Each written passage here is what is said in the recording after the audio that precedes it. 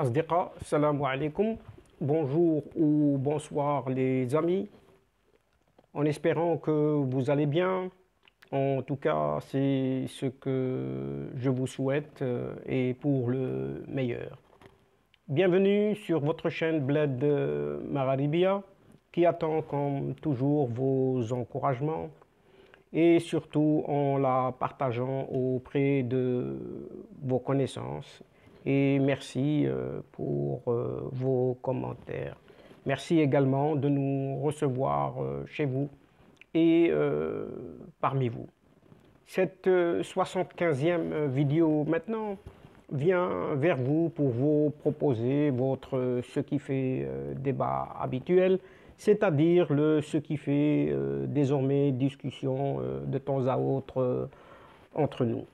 Et le CQFD de votre Bled Magharibia se consacre aujourd'hui aux 13 candidats au poste d'envoyé spécial au Sahara marocain, tel qu'annoncé depuis Madrid par Antonio Guterres, le secrétaire général des Nations Unies.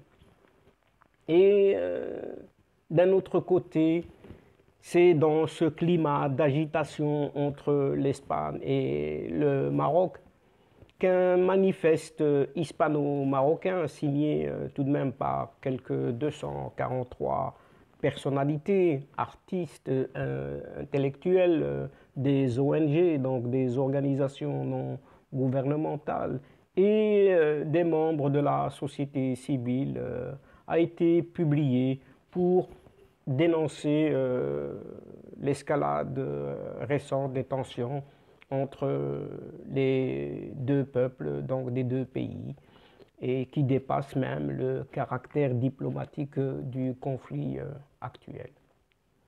Et donc, dans cette ambiance toute électrique entre l'Espagne et le Maroc, Antonio Guterres, le secrétaire général des Nations Unies, annonce depuis Madrid le rejet de 13 candidatures au poste d'envoyé spécial au Sahara marocain.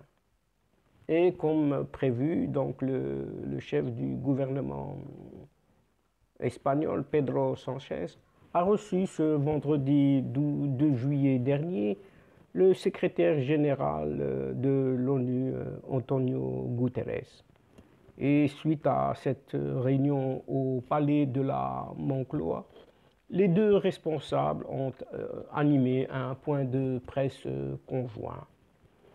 Une occasion qu'Antonio Guterres a saisie pour réitérer son appel à la désignation d'un nouvel envoyé spécial pour le Sahara marocain, un poste vacant tout de même depuis 2 années.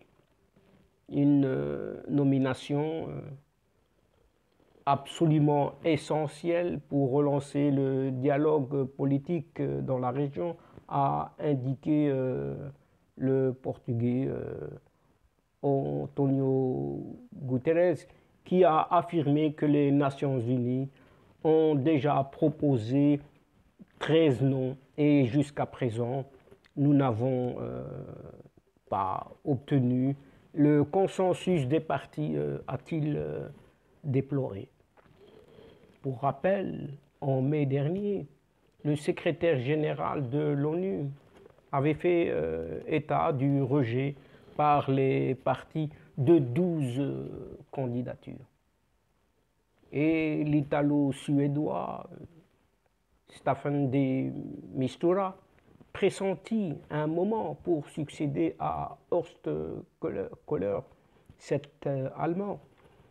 C'est ainsi ajouté à la longue liste des diplomates internationaux ayant fait l'objet de veto absolu des acteurs du conflit.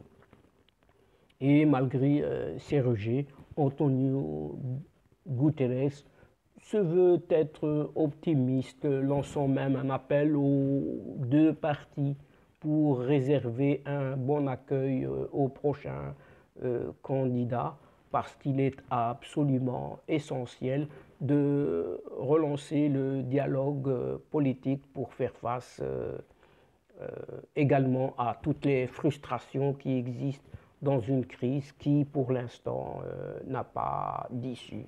Mais lorsqu'il annonce les deux partis, il ne les nomme pas. De quel parti s'agit-il exactement, puisque ici, la partie prenante, mais intégralement prenante, est tout de même cette Algérie qui est derrière ce Polisario. Et le débat est vite fini à propos de ces partenaires qui acceptent ou qui refusent ces candidats.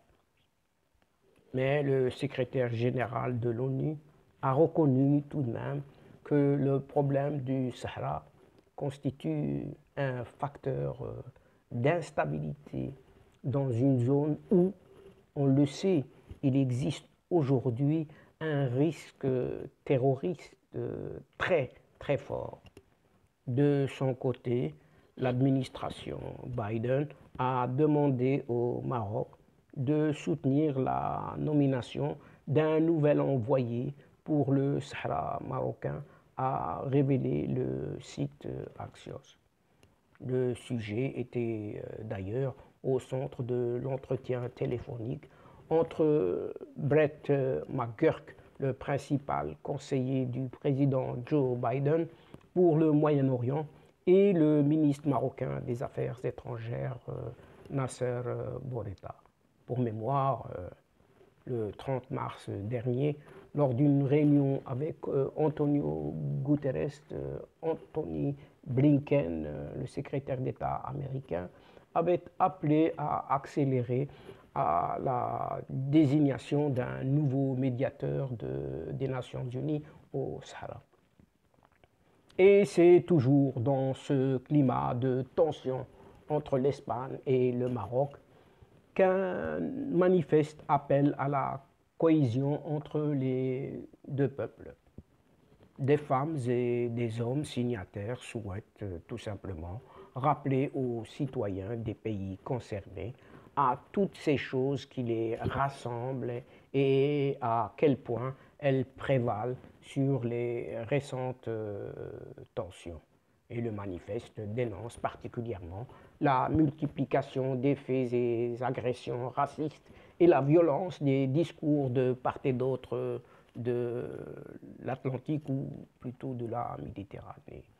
Il dénonce que le large espace médiatique, notamment sur les réseaux sociaux, a donné à ces discours une vaste diffusion qui met en danger la coexistence entre deux peuples frères et amis pour atteindre une phase de confrontation totalement déplacée. Les signataires appellent à voir au-delà des conflits guerriers qui ont marqué les deux peuples et de valoriser le patrimoine de coexistence interreligieuse et d'échanges culturels que nous, les peuples côtiers, avons construits au cours de nos étapes historiques. Le ton n'est pas au conflit, mais au dialogue, à la recherche, à la compréhension mutuelle. Et fort de l'apport des intellectuels et autres chercheurs signataires, le manifeste ne manque pas de rappeler le travail rigoureux, historique, littéraire, linguistique, qui ne cesse de mettre en lumière les valeurs humanistes communes aux deux peuples. La constitution marocaine même va jusqu'à reconnaître la culture andalouse comme principal élément de l'identité du pays, rappelle le manifeste. Ce texte est un véritable appel au dialogue, à la paix, à la coopération, qui invite à un travail collectif et raisonné face à un discours erroné et empoisonné que certains groupes de médias et autres réseaux sociaux utilisent, basés sur des fake news et surtout autres manipulations perverses qui ne visent qu'à faire monter le fond et les sentiments xénophobes. Et donc, chers amis, c'est sur cette brève note d'espoir que prend fin notre entrevue de ce jour et nous prenons congé de vous en renfermant la séquence d'aujourd'hui, tout en espérant vous retrouver très bientôt avec un immense plaisir à travers votre ce qui fait débat habituel ou tout simplement ce qui fait de temps à autre discussion entre nous. Un tout grand merci en tout cas pour votre confiance, votre fidélité et votre patience de nous écouter, de nous recevoir chez vous. Et voilà, n'oubliez pas de tout simplement de nous aider mutuellement et surtout d'aider votre Bled Magharibia en vous y abonnant. Donc de faire abonner vos proches, vos connaissances et les gens donc, qui sont autour de vous, mais surtout, essayez de partager autour de vous les séquences vidéo de votre chaîne. Au revoir les amis. أصدقاء السلام عليكم ورحمة الله تعالى وبركاته. À la prochaine fois et à bientôt.